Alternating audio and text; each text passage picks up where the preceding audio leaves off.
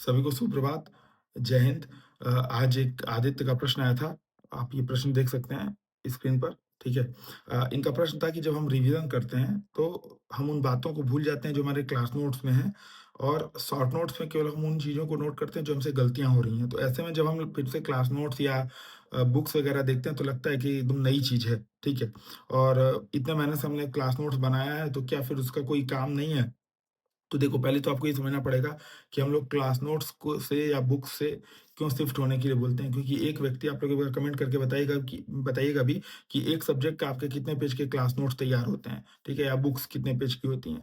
तो मतलब अमूमन 3 से 400-500 पेज की एक क्लास नोट्स एक सब्जेक्ट की होती है। जैसे इतिहास की 500 से 600 पेज, 1000 पेज तक चली जाती है, ठीक है? साइंस एंड टेक की उसके अपेक्षाकृत कम होती है।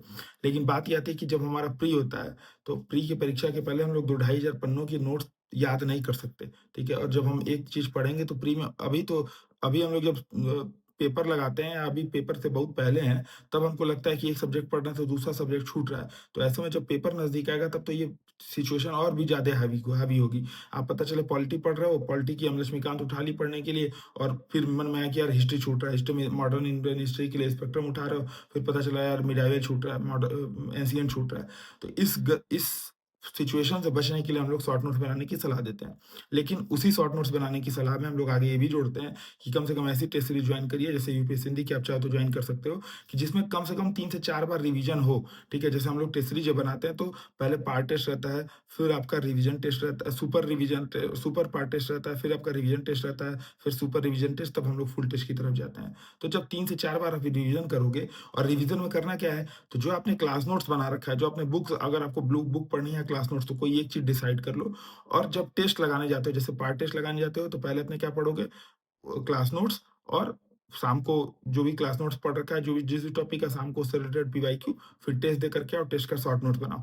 फिर दोबारा जब उसका पार्ट टेस्ट आएगा या रिवीजन टेस्ट आएगा, तो दोबारा आपको क्या करना है, अपने क्लास नोट्स और जो आपने अब तक अपने पार्ट टेस्ट के नोट्स बनाए थे, उसपे उस टेस्ट के आने तक आपको पूरा कमांड कर लेना है। एक-एक अक्षर सा आपको याद हो जाना चाहिए, शॉर्ट नोट जो आपका रहेगा, ठीक है?